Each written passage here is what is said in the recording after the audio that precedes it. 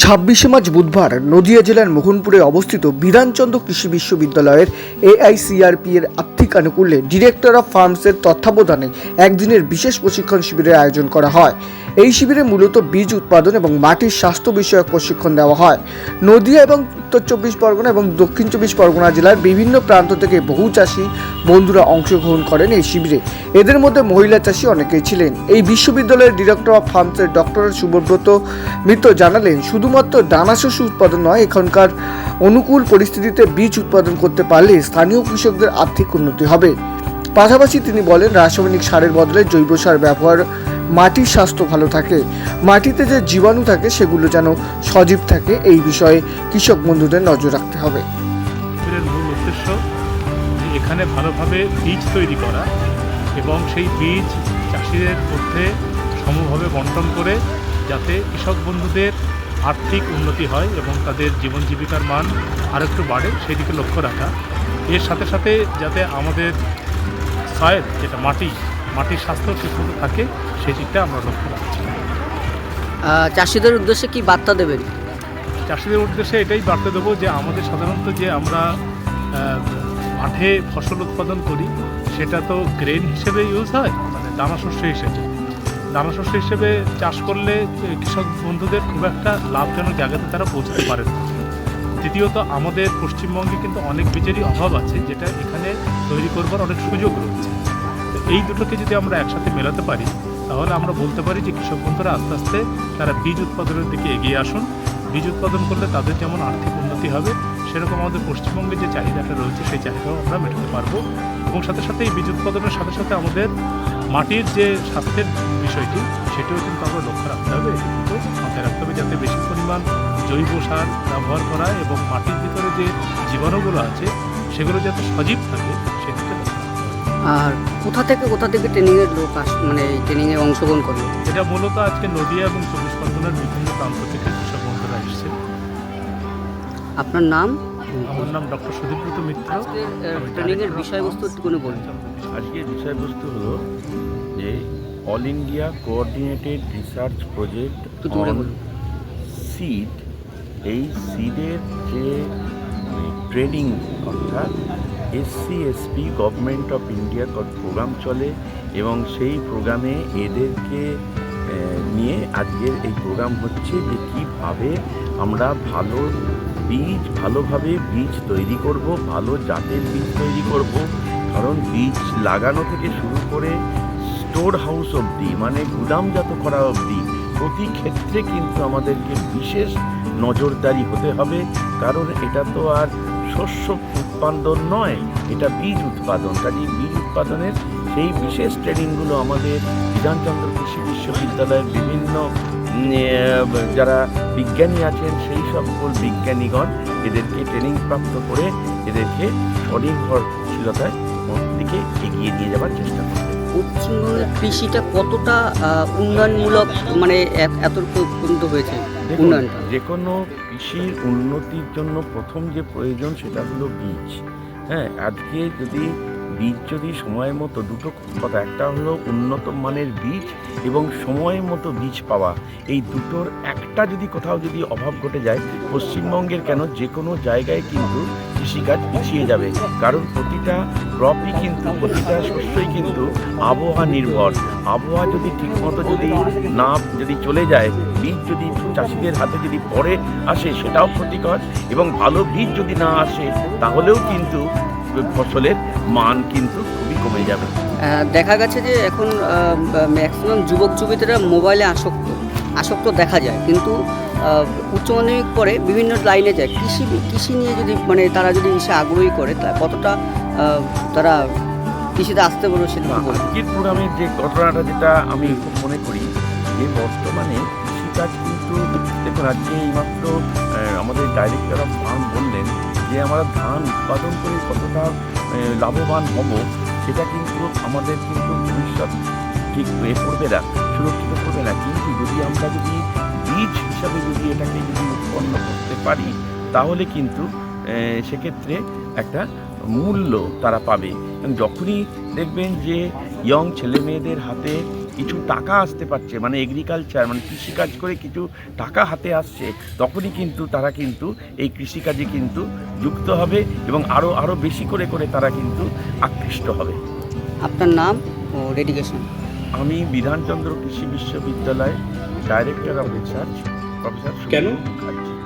তার কারণ কৃষিকার্যে যতগুলো উপকরণ আছে আপনারা জানেন, তার মধ্যে হচ্ছে বীজ একমাত্র উপকরণ, যে উপকরণ না হলে চাষবাসটা সম্ভব নয়। আমার হাজারো যদি জমি থাকে, হাজারো যদি সার থাকে, জল থাকে, বীজই যদি না থাকে তাহলে তো আমার চাষ সম্ভব না। সুতরাং বীজটা সবচাইতে গুরুত্বপূর্ণ। দ্বিতীয়ত, বীজের যদি গুণমান ঠিক না থাকে তাহলে কিন্তু আমার ভালো ফসল আমি আগামী দিনে পাবো না। অর্থাৎ দুটো শর্ত আমাকে পূরণ করতে হবে: এক, বীজ থাকা দরকার; দুই, ভালো মানের বীজ থাকা দরকার। এখন দেখুন, এই ভালো মানের প্রথম কথাটা হচ্ছে যে বীজ উৎপাদন করাটা কিন্তু খুব সহজ কথা নয়। আমরা যারা মাঠে কৃষিকার্যের সাথে যুক্ত রয়েছি তারা সাধারণত আমরা দানা শস্য তৈরি করি।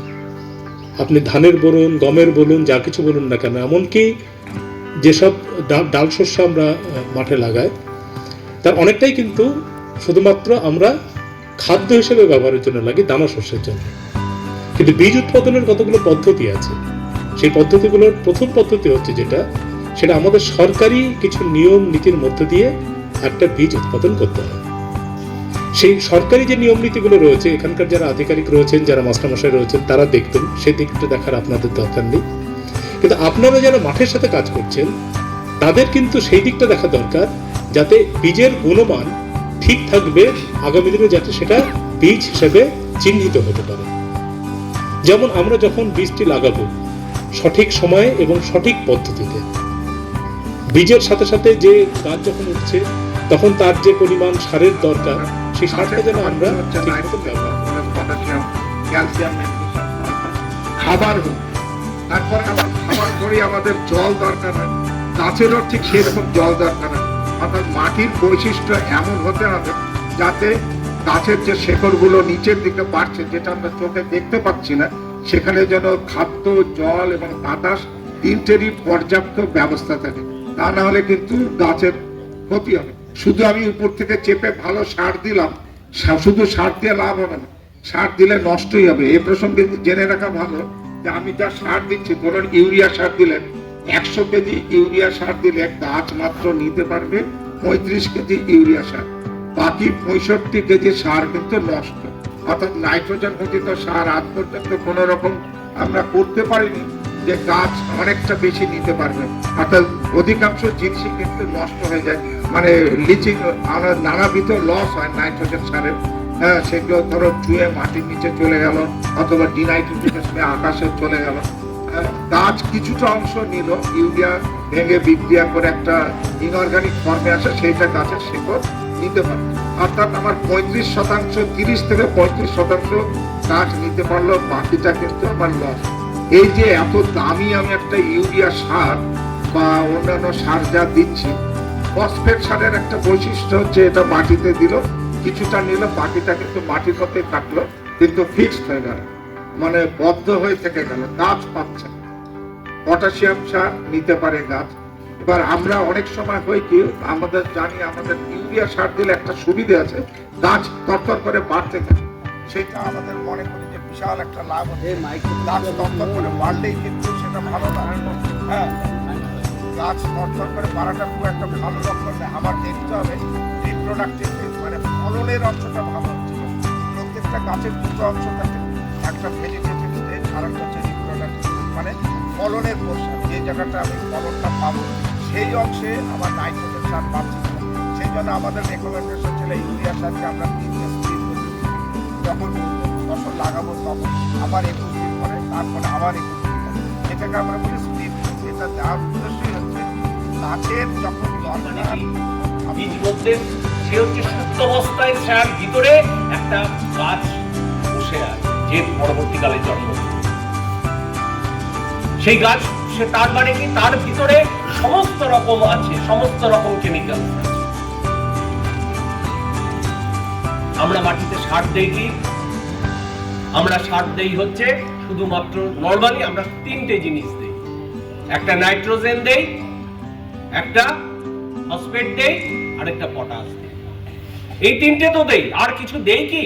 এই এখন কিছু কিছু উন্নত চাষিরা কিছু কিছু জায়গায় জিঙ্ক দিচ্ছে, কোথাও মলিবডেনাম দিচ্ছে, কোথাও একটু বোরন দিচ্ছে, এইসব আর দু এক রকমের হয়তো অনুখাদ্য হয়তো দিচ্ছে, কিন্তু সব দিচ্ছে না। কিন্তু বীজের সব দরকার, কারণ তার মধ্যে যে তৈরি হয়েছে যে বীজটা সব রকম। এই জন্য আমাদেরকেও কি বলে সব রকম সবজি খান। কেন? শুধু ভাত খেলে আর মাছ খেলেই কি হবে? না, সবজিও খান, সব রকম সবজি খান, ফল খান, সব খান। কেন? আমাদের মধ্যে সব রকম জিনিস আছে, সব রকম কেমিক্যালস আছে, সেই সব রকম কেমিক্যালসের যোগান বিভিন্ন জিনিস থেকে আসে। আরো থেকে ভালো ভিটামিন আসছে, ভিটামিন আবার বিভিন্ন রকমের আছে, সবই দরকার শরীর, যেন সব দরকার। তাহলে সবগুলোর যদি যোগান দিতে হয় তাহলে আমরা কোথায় পাবো? আমাকে তাহলে কত রকমের সার দিতে হবে? যদি সঠিক বীজ তৈরি করতে হয় তাহলে এতগুলো আমি কোথা থেকে পাবো? আমি তো দিচ্ছি মাত্র 3টে সার, দেবে হচ্ছে ওই জৈব সার। যার জন্য জৈব সারের উপযোগিতা একটু আগে আমাদের ডিন সাহেব প্রফেসর মানি উনি বললেন যে জৈব সার নিয়ে এটা ভার্মি কম্পোস্টই হোক, FIM হোক বা গোবর সারই হোক, যাই হোক না কেন, সেই জৈব সার দরকার। জৈব সারে এটা প্রকৃতি থেকেই তৈরি হচ্ছে, আমাদের যে ন্যাচারাল রিসোর্স আছে তার থেকেই তৈরি হচ্ছে। সেই জন্য তার মধ্যে সব রকমই ঢুকে আছে, বিভিন্ন রকম যে কেমিক্যালস গুলো ঢুকে আছে। পরবর্তী ফসলের ক্ষেত্রে আমাদের বিশ্ববিদ্যালয়ের বিভিন্ন ফার্মে যে প্রায় 200 বিঘা জমিতে মুসুরি, খেসারি, ছোলা, মটর বা আমরা এখন মুগ কলা লাগিয়েছি প্রায় 60 বিঘা জমিতে, সেই জমিগুলোতেই তো ধান হবে। তার ফলে কি হবে? ওই জমিগুলোতে কিন্তু তার উর্বরতা অনেকটা বেড়ে গেল। দেখবেন যে সমস্ত জমিতে আমরা ডাল জাতীয় শস্য করি, সেই সমস্ত জমিতে যদি আমরা পরবর্তী ফসলের ক্ষেত্রে প্রায় প্রতি বিঘা জমিতে ইউরিয়া সারের পরিমাণ কম প্রয়োজন, ইউরিয়া সারের পরিমাণ কম প্রয়োজন, এবং তাতে কি হচ্ছে খরচ অনেকটা কমে যায়। সেজন্য ফসলের সারা বছরের ফসল চক্রের মধ্যে ডাল জাতীয় ফসল করাটা এই কারণেই দরকার যে পরবর্তী ফসল মাটির উর্বরতাটা বাড়িয়ে দিচ্ছে। এছাড়াও যেটা হচ্ছে নির্দিষ্ট পরিমাণ সার প্রয়োগ করতে হবে, অতিরিক্ত সার প্রয়োগ করা। যেমন অনেকেই আজকাল শুনি যে ডিএপি দিচ্ছে, শুধু ডিএপিতে দিলে হবে না। ডিএপিতে কি থাকছে? নাইট্রোজেন থাকছে, ফসফেট থাকছে, পটাশও থাকছে না। তো সুষম স্যার বললেন যে সুষম খাদ্য যেটা বলি আমরা, সুষম খাদ্য মাটিকেও দিতে হবে, পটাশ দিতে হবে। তো আরেকটা যেটা বলার সেটা হচ্ছে যে আমরা সারা বছর যেহেতু ফসল করি সেজন্য আমাদের মাটিতে অনুখাদ্যের কিন্তু একটা অভাব আছে। আমাদের পশ্চিমবাংলার প্রায় সমস্ত জেলাতেই আমরা সয়েল টেস্ট করে দেখা গেছে মাটিতে কিন্তু বিশেষ করে 3টে অনুখাদ্য, সেটা কি জিঙ্ক, একটা বোরন এবং মলিবডেনাম, এই 3টে অনুখাদ্যের কিন্তু ভীষণ অভাব দেখা দিয়েছে। সেজন্য মাটিতে প্রয়োজন মতো জিঙ্ক সালফেট বা বোরাক্স বা অ্যামোনিয়াম মলিবডেট বা এগুলো দিতে হবে। তো কতটা দিতে হবে? ডাল জাতীয় ফসলের ক্ষেত্রে যদি আমি জমিতে দিই তাহলে বিঘেতে অন্তত বছরে একবার 3.5 কেজি থেকে 4 কেজি জিঙ্ক সালফেট দিতে হবে। বোরনের ক্ষেত্রে বিঘাতে বলছি সব 1.5 কেজি বোরাক্স দিতে হবে। মলিবডেনাম পরিমাণটা খুব কম, 150 থেকে 200 গ্রাম দিতে হবে। অথবা এইগুলো কিন্তু আমরা যদি আমরা মাটিতে না দিতে পারি তাহলে কিন্তু আমরা স্প্রে করে দিতে পারি, সেক্ষেত্রে পরিমাণটা খুব কম হবে। ফুল আসার আগে এবং যখন দানা আসবে বা পর আসবে, ছুটি আসবে, তখন দিতে হবে। এই সমস্ত ফসলের ক্ষেত্রে এরকম 2.2% বোরন, মানে 10% যে বোরনগুলো থাকে বোরাক্স 2 গ্রাম প্রতি লিটার জলে স্প্রে করা দরকার। জিঙ্ক সালফেটের ক্ষেত্রে 5 গ্রাম, বা আমাদের এই সমস্ত ইডিটিএ বাজারে যে আপনার যে কোনো এডি অফিসে গেলে জিঙ্ক ইডিটিএ দেওয়া হয়, ছোটো একটা প্যাকেট, 100 গ্রাম প্যাকেট, সেখানে 1 গ্রাম প্রতি লিটার জল, মানে 15 লিটার জল আমরা স্প্রে করি, 15 লিটার স্প্রে করতে হবে। মলিবডেনামের পরিমাণ আরও কম, 10 লিটার জলে হয়তো 3 থেকে 4 গ্রাম। তো এইভাবে যদি আমরা ফসলে মাইক্রোনিউট্রিয়েন্টস, অনুখাদ্য, সুষম সার, ইউরিয়া, ফসফেট, পটাশ প্রয়োগ করা হয় তাহলে, এবং সেখানে জৈব সার যতটা পরিমাণ দিতে পারবো আমরা ততটাই